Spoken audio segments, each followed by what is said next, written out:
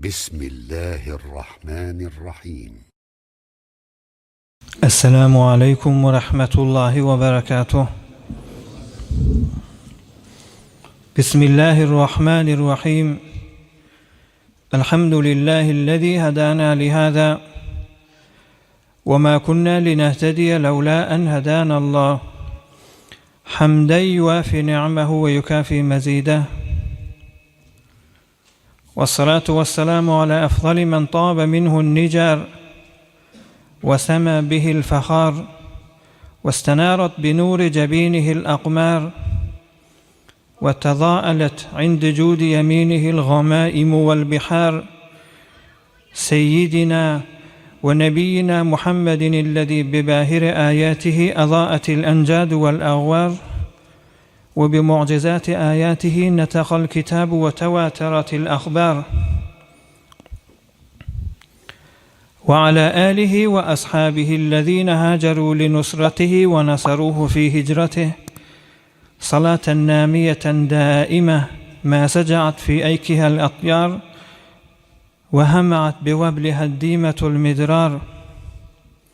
اللهم اجعلنا من المتبعين لشريعته، المتصفين بمحبته، المهتدين بهديه وسيرته، وتوفنا على سنته، واحشرنا يوم الفزع الأكبر من الآمنين في زمرته. مهربان هداي تبارك وتعالى همامدن إديان طاعات وإبادت لمذي آخرتي مذ آفات بوثني بچكين زحمتلرنغ إديان خير دوالرنغ تحمل إديان قينچلقلرنغ وباشقا da näme hayrat we ihsanat edilýän bolsa Allah Taala lütfu we keremi bilen kabul edip belki hemmamyzyň iki dünýäsi awat bolsun inşallah. Peygamberimiz Aleyhissalatu vesselam'ın mübarek ýaşaýşy Hudaý Taalaň kamil nusraty we bereketi we nuraniyeti şamil bolan Hudaý üçin ortağa gelip Hudaý üçin gahallar dökülen Bedir wuruşynyň tagriban gurruňy tamam boldy, ýöne şoň ýygyny bir bolan wakaalaň biri. Hazreti Zeynep aleyhisselam Peygamberimiz Aleyhissalatu vesselam'ın mübarek jeger guşesi Hazreti Zeynep'in bir gaty dersli gurruňy bar.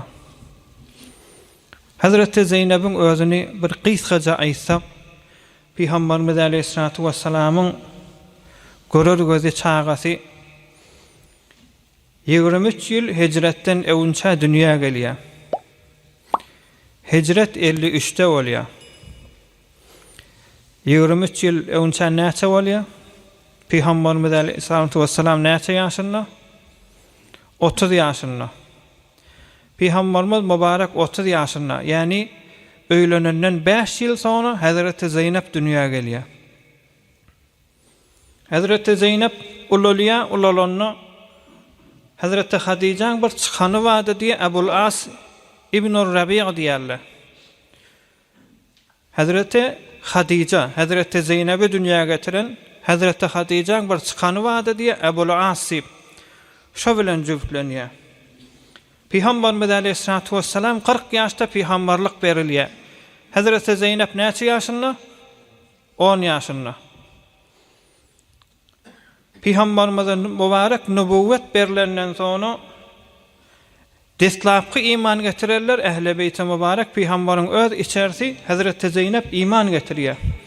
Emma adamsy Hazreti Hadijaň çykany Hazreti Zeynep'iň de adamsy iman getirmeýär. Öňkü kafirçilik bilen bolýar.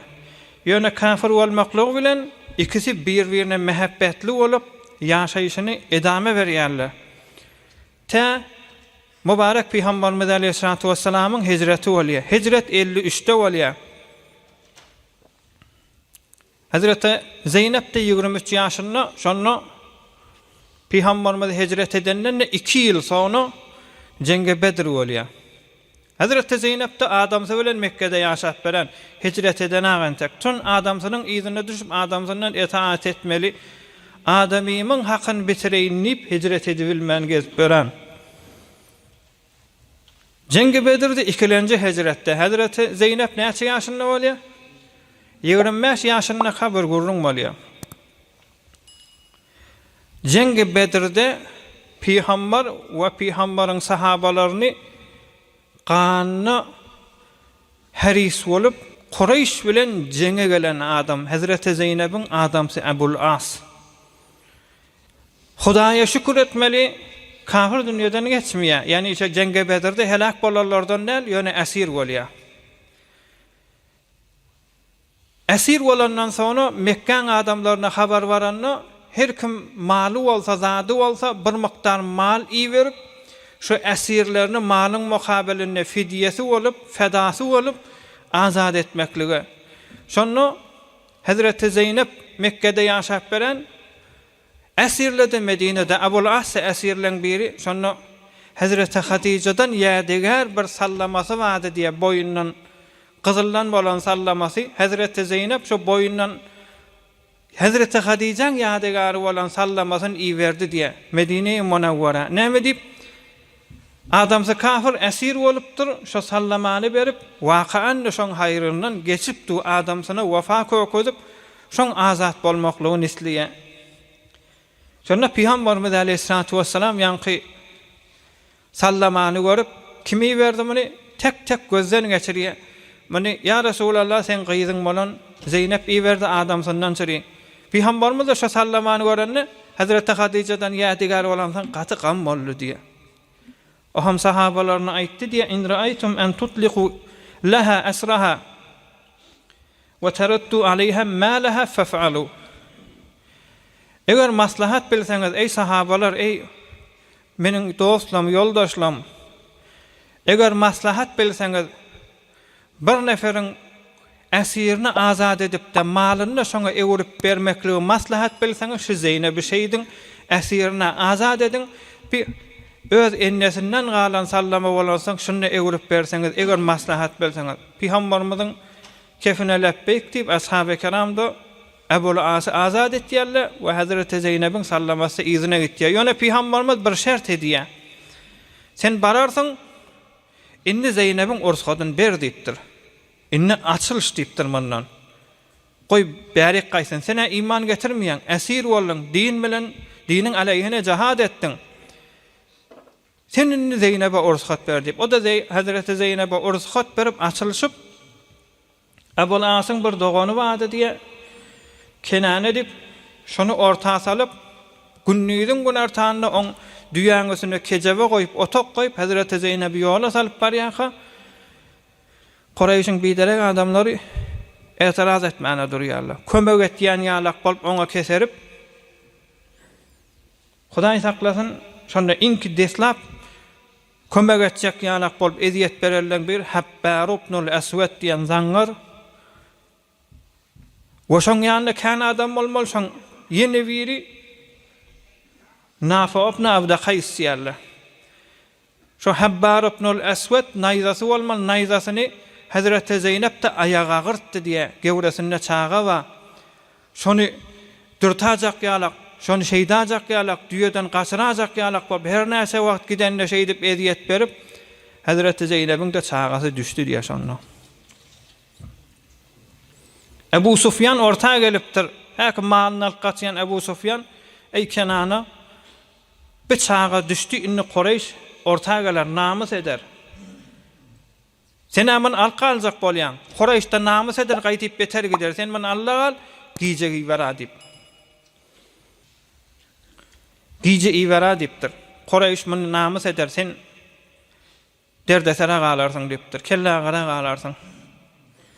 Şonda Peygamberimiz Aleyhissalatu vesselam'a haber getirilýär. Ya Resulallah, sen jiger guşan çağası şeyle Habbar ibnul Aswad ve Nafi ibn Abd Qays ýan zaňgarşyla muzahim bolup sen awtajaň düşdi diýende Peygamberimiz gaty narahat bolup 5 namus we musulmanlar. Namus fakat aýallagan ýa zenana ýa enne ýa qyýzadyr. 5 namus wadyr. Evvelki namusumuz dinimizdir. İkilenci namus nesildir. Nesil öz familiň kan düşer diye türkmen nesil. Üçüncü akıllar. Dördüncüsü nefs, öz zatın, namusındır. Biri de mal. Peygamberimiz Aleyhissalatu vesselam mübarek nesline ve qannüşer olan öz jiger goşasına taarruz edensen, Peygamberimizin öz hadisi var: "Men qutila duna ehlihi fehuve şehid." Namusundan, öz qannüşer qarnaşından muhafazat etjek bolup, qanny dökülüp dünýeden geçse şehit diýipdir.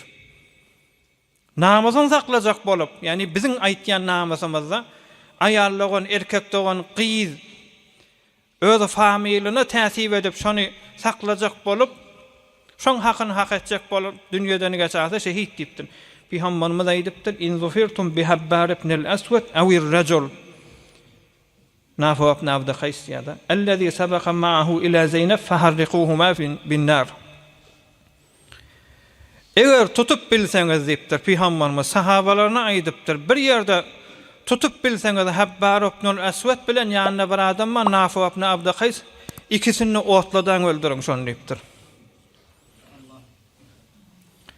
Ertisi bolupdyr, ýene Peygamberimiz Aleyhissalatu vesselam gelipdir: "Kuntu amartukum bi tahriqi hadaynir rajulayn." Şu iki adam otladan öldürüň diýip aýtdym diýipdir. Ýöne pikir etdim diýipdir: "Innehu la yanbaghi li ahadin en yu'azziba bin-nari illa Allah." Ot bilen azap bermeklik, ot bilen bir neferiň janyny almaklyk fakat Hudaý Taala Halykyň özüne has, bennesini ot bilen ya bir mahluky ot bilen taarruz edip bilmeýär, ondan çyryym, eger tutup bilseňiz öldürüň diýipdir. Ýöne öldürüň, otlamaň diýipdir. Ebul As sonra kän wagt geçenden sonra Peygamberimiz Aleyhissalatu vesselamyň ýanyna baryp musulman bolýar. Peygamberimiz Hazreti Zeynep'i ýanyna alandan sonra wagt geçenden sonra Peygamberimiz Aleyhissalatu vesselam diýeni özüne jüftli: "Ey Ebul As, gelip täze mehr we täze nikah bilen şoňa berýär." Hazreti Zeynep hicretten 7 yıl geçenden sonra, yani Cenge Bedir 2-nji hicrette 7 yıl sonra, yani hicretten, yani Cenge Bedir'den 5 yıl sonra 29 ýaşynda dünýeden geçýär.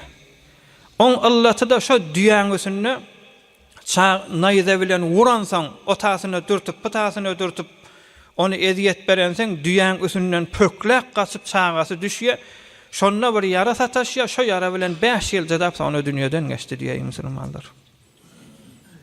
Dersir, 2 gün hoş bolsa 3 gün waýymış, neçegisi menzilmiş, neçegisi jaýymış, bu dünýä mesle bir kerwan saraymış, gelen ýük ýazyryp geçip baradyr diýär. Bize dersir musulmanlar. Şu hutkary alym diýip hoş bolarsyň, erti narahat bolarsyň.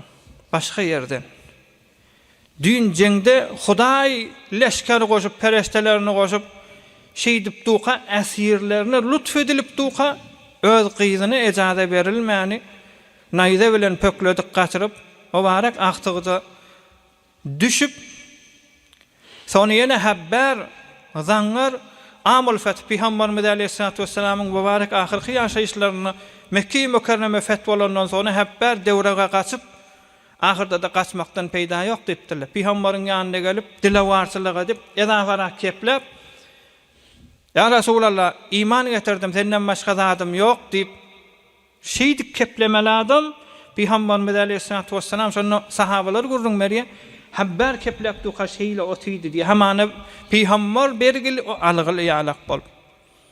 Ondan sonra diýdi de: "Ey Habbar, imanyň kabul edýän İslam ondan önçäki hemme ýalňyşlary ýuýandyr" diýdi diýär musulmanlar. Dersler 2 dersi vardır. Bir dersi hemişe adam hoşy gelse narahaty de bardyr. Toy edersiň narahaty, birnat ewesi ýüşersiň narahaty, çağan dünýä geler narahaty, öýe girersiň dünýäň öz kanunydyr şu ey musulmanlar.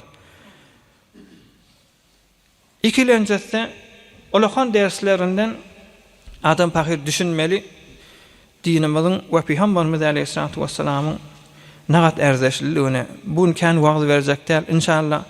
Galan görünler gelecek heftede ezamasını alıp gider.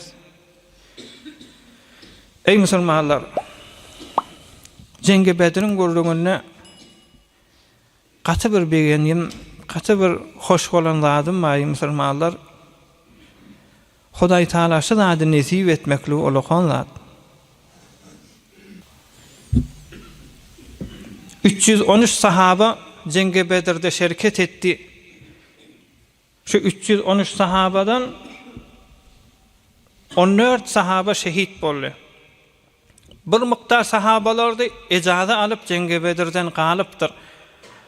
Tarihi aktaramızda takriben 370'den eýrek Ashab-ı Bedir dip sanalypdyr. Asıl çalışan savaşa gelen 313'ten 340 diýilipdir. Ýöne Peygamberimizden ecaza alıp galanlar we muteber Imam Buhari ýalaklar, Imam Müslim ýalaklarda bir adamlar iki Cengi Bedir'in arasyna beýleki tarih kitaplarda agzalmandyr. Emma mübarek şu sahahasıttala Imam Müslim ýalak bir yakası belli adam, Imam Buhari ýalak yakası belli adamlaryň kitabyna agzalarlar bilen 374 nefer dawalya şoň adyny ey musulmanlar şu barada bir 5-10 nefer size gurrun berjek bolýar.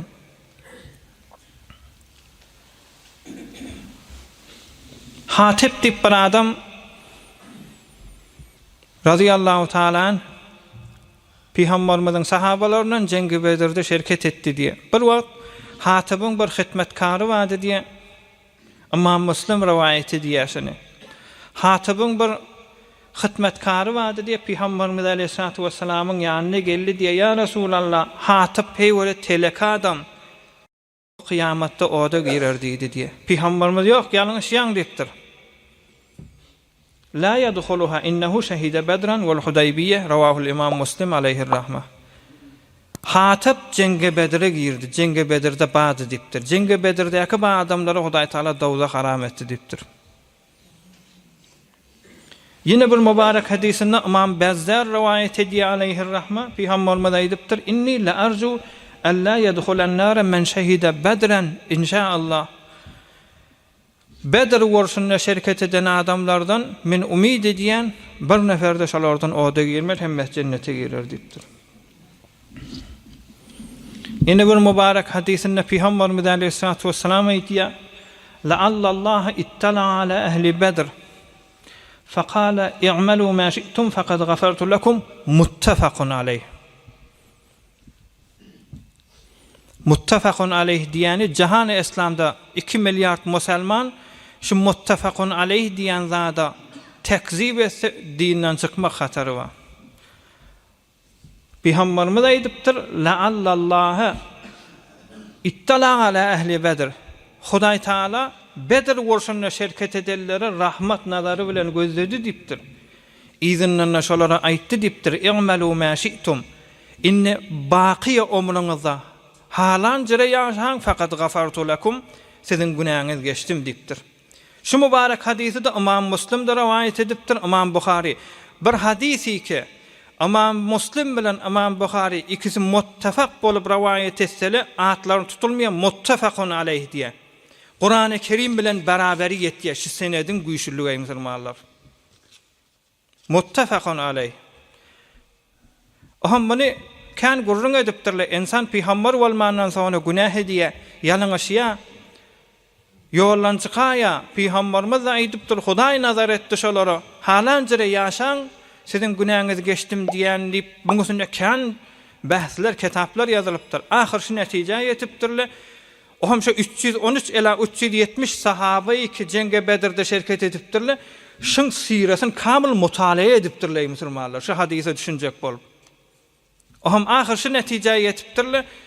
Hudaý Taala şolaň hemmesini tawfik bilen dünýeden geçirdi diýipdir. Arada ayagy taýyp ýalňyşarlar da bolupdyr, emma tawba bilen iman bilen dünýeden geçipdirler. Bir nefer ýoksaň azyp dünýeden geçen husnul hatime diýe agybat behyr wagt dünýeden geçipdirler. Halan jere ýaşaň men tawfigim bilen iman bilen dünýeden geçersiňiz diýipdir musulmanlar.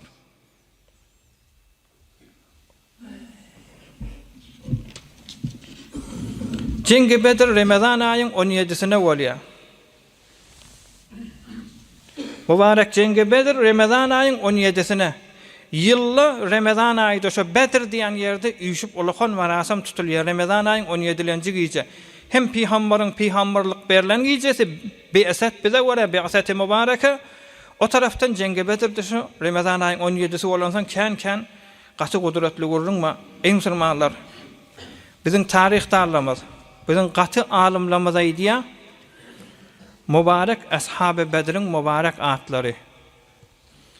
Ashab-ı Bedir'in adyny Ramazan aýynyň 17-nji gece başarsaňyz agzaň diýipdir. Şu gece Ashab-ı Bedir radiyallahu taala anhum ecmaîn şolaň adyny tek okuyup, edep bilen okuyup, izinden doga etseň, %100 Hudaý Taala'nın ýanyna doga kabul diýipdir. Bereketin ýagmaklygyna sebep diýipdir. Hazret Ebu Süleyman Darani diýip bir gaty weli geçipdir ey musulmanlar. Ebu Süleyman Darani dünýe taýid etýär welaýatyny. Quddise sirruhu. Bir wagt bir şagirdlerining biri wady diýe, maňa ýagy gelýän bolmaly, aňyrda bir de şoňa ders berip oturan. O taýda da bir ýanana çörek pişirip oturan bolmaly. Tamdyrda. Ogul şu tamdyra bukun barda diýdi diýe. Şagirdi de barp lavurdap etek dolu közden bolan tamdyra bukunly diýen. Näçe wagt düşmany mahar bolandan soňra eziýet berjek adamlar gidenden soňra ýene salym çykdy diýe. Bir wagt gije doga etdi diýe Hazret Ebu Süleyman Darani gaty sawuk. Biz o sawuklar göremiz agay musulmanlar. Bir sawuk ba adamyň onken näme ýegden eklep titriýe, ondan soňra da galby agyrmana durýar. Üşip galbyňyz agyrt gördüm ey musulmanlar. Adam beter büýünni, beter sermada şu galby agyrsa, şu üşüýmek janyna hatar näme diýip gany doňup barýar. Galby pompaj edip kan çogdurmana yetişenek inni goýulanypdyr, inni ýuwaş-ýuwaş kan doňup jan çykjak bolýar. Hazret Ebu Süleyman Darani bir wagt şu sawuklarda gaty ýegden ekledip duran sawuklarda gize tähjütde doga etjek bolany eli doňup barýar, gany doňup barýar. Şonda şeýdip ştasyny goltugyna saldy diýe, o bir eli bilen doga etmäne durdy diýe. Tähjüdüň dogasyndan galmaýyp, şu taýda Hudaý Taala bir kudret edip bir çalarak uqa gidipdir, ymrygypdyr. Çala uqa gidenne Hudaý tarafdan bir gyýgyrypdyr. Ey Ebu Süleyman, sen çıkaran eline guýduk diýipdir dilen zatyňy. Emme iki elin bilen dilen bolsaň, iki eline bile guýardyk diýipdir. Yani kärrak guýardyk sana berekesi diýipdir. Hazret Ebu Süleyman Darani diýipdir. Öz gudratly adam ey musulmanlar. Şu aýdypdyr, istinad edip aýdýar, öz aýdan sözü bize senet. Ola aýdýar, men geçen Imam Azam Ebu Hanife ýalaklar, Allame Şa'bi ýalaklar, Hazreti Şu'be ýalaklar radiyallahu taala anhum ecmaîn. Şolar ýalak olakhan hadisiň alimlary, allamalar hadisi sebuk sengin etýän alimlerden eşitdim diýipdir. Enne dua inde zikri esma ehli Bedr mustajabun. Şu mübarek adamlaryň adyny tutup edep bilen izinden doga etseň, doga kabul diýipdir. Bir etdi ulamalar, weliler geçipdir. Zorly ýanky Hazreti Ebu Süleyman ýalak, şoňa meňdeş gaty kerametli zorly ewliýalar geçipdir. Bulan ýanynda bap sorak edipdirler, ey palan weli, Hudaý Taala seni näzire haýsy illat bilen sen öz dosy etdi diýenni, onda men edin işim ýok, bir gecede şolaň hormatyna meni öz gojaňa al, meni öz dostlaň etdi, şoň hormatyna weli boldum, erti keramet görnüp başlatdy diýip musulmanlar. Gaty gurrunlarken ya bir ulamalar aýdýar, men şi mübarek esma-i ehli Bedr bir meriz bolsa, ulamalar aýdýan zady, mujarrab bolan zat, bir merizin kellesine şey derdim, mübarek ehli Bedr'in de adyny tutardym, ihlasy ederdim. Wakan yüreğimden şoňa etemadym, ygtykadym mady. Elim galdyramda şu meriz şefaat tafardy, bir mugada ajaly gelip Hudaý Taala inni dünýeden geçirjek de bolsa, ýeňiljek iman bilen dünýeden geçerdi diýipdir. Allame Asqalani diýip bir gaty taryhtarlaryň biri, o gurrun Meryem'in agamyň ogly Pseramum. Asqalani, Allame Asqalani gurrun Meryem'in agamyň ogly Pseramum kafirlerin yurduna zannana girdi diye. Tarihin nağdiya. Rumun baştakları kän mal islediler. Şimdi men ağamın oğlunu azad edecek. Biz de başarmadık diye hukumet islaptı. Hukumet istese milli bir buğçe ayalak bardadi isteye. Onu bir verka adamlar başarmıyor. Başarmadık diye. Ohum Allame Asqalani ödeydi diye şey Esma-i Ehli Bedir iyi verdim şu Piseremume diye ağamın oğlunu. Şoňa da tavşyrdım, şunu gawjetde oky, ya tut, şoňa tevessül et, Hudaý bilen öz araňda diýip. Hudaý Taala şoň hormatyna wagt geçip geçmäke pul bermäni, jirime dökmän azat bol, elinde de sermaýe bar. Mundan sonra etdik diye, ey ağamyň ogly, onu näzire bolup azat boldun diýenne onu, ey Allama, zınnanna ham beni berde diýip, hitmetkar diýip meni satdylar diýipdir.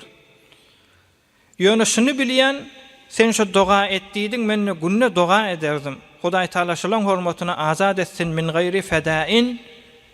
Hiç bir maly zada garamete mali bermäyin. Ýöne şu baran adamym 3 gün elinde durmardym, şoňa bir başa gaýlyk gelerdi diýipdir. Ohum o da bizarlap satardy. O da satdy. O da sattı. Ahırda da bir 7 dinar, 7 meskan gazal. 7 dinara geçtim ben diýipdir kıymatım. 7 dinara geçim dedi yine de öz arwabyma başa gaýlyk düşüp, ohum arwabym maňa şekence bermäne durdu diýipdir. Ot bilen. Şo maňa şekence berip bermäke ýüzüne gorsuq düşüp, ýüzüni ip başlady, şo taýda öldü diýipdir. Sonra ogly geldi maň diýipdir. Sen hewara sahir bolmaly, ya hewara jaduger bolmaly, bir zat bolmaly, men dädemi kösedin, her kimde eline barıp hitmetkar bolan desen zatyn alsa kösenýe. O da maňa şekence berdi. İz ýanynda bir näçe gün geçenden sonra padişahın kişdiýisi 40 boldy diýilýärdi diýdiler. Şo arwabynyň ogly kim maňa şekence berýärdi, şo da şoň içinde helak boldy diýip. Ahir ağız be ağız ýaýrap padişah bardy, padişah diýdi diýe. Şoň aňyr megerde bolsa şoň aňyr peýgambara barýan bolmaly. Azad edin, eline de bir miktar pul verin, dinar sanız diýdi diýe. Şonda 100 dinar verip meni azad etdiler diýe musulmanlar. Gaty tarih dolu şu gurulňlardan Peygamberimiz Aleyhissalatu vesselam'ın mübarek ashabı Bedr radıyallahu taala anhum ecmaîn, hatta Peygamberimiz Aleyhissalatu vesselam'ın ýany şikayet edip gelerdiler diye Bedr wurşundaky sahabalardan onu Peygamberimiz olara degmen, olara Hudaý Taala nazar rahmatyn salyp, olan günäsi geçilip, ola agabet bihayr boldy diýdi, on beýtmän diýdi diye. Elhamdülillahi wäsimiz wady. Hudaýa şükür, imanly oglarlar, arasy oglarlar şu gözüniň ýaşy dökülmeýärmi?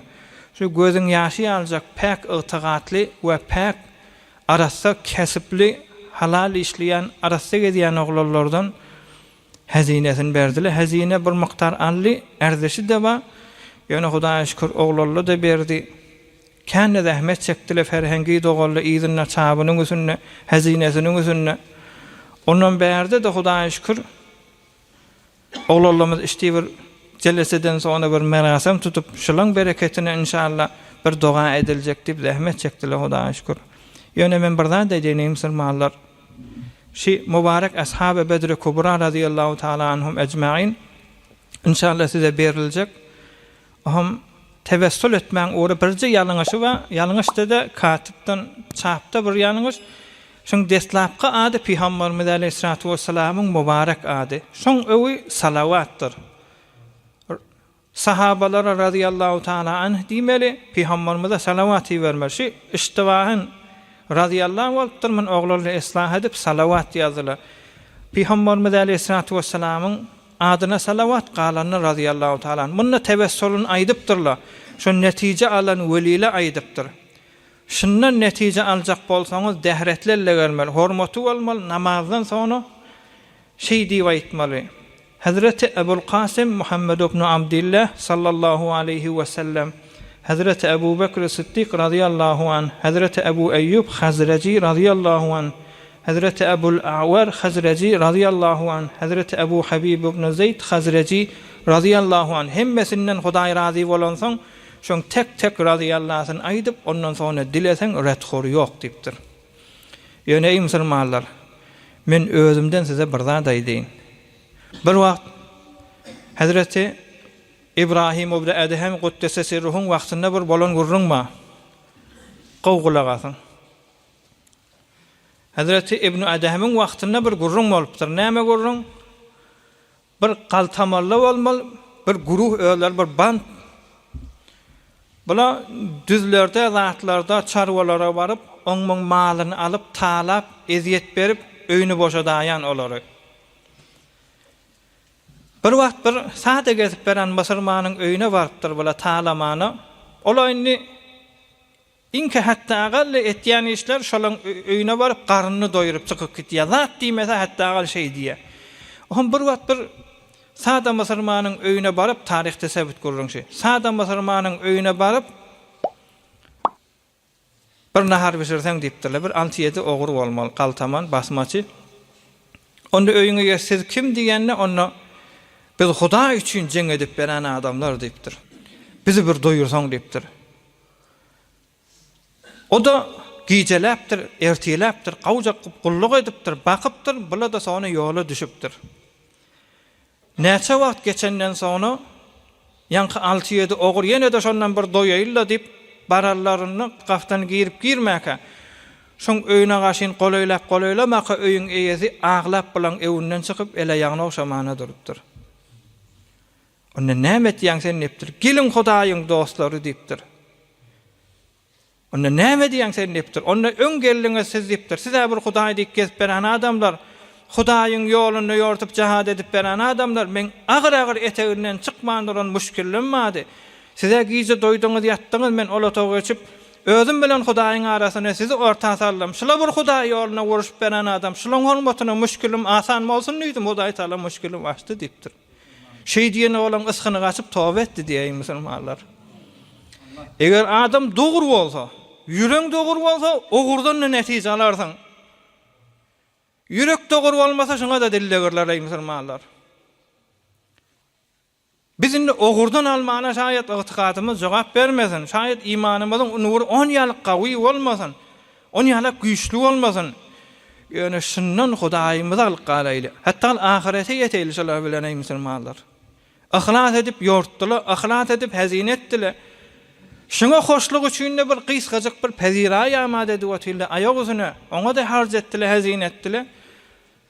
Men hiç sat bilmeýän, men elimden hiç sat gelmeýär. Peygamberimiz aleyhissalatu vesselam sahabalaryna cennet bilen boşlardy. Emma men öz ýanymyzdan şoňa harj etmekligi we şoň izinle tedarikatyna we etekdäki ýagdaýlara sizden garşy çykmaklygyna men Hudaý bilen öz aramda dileýän şu mübarekler bilen kıyamatda bile ýaşamak nesip etsin şolara.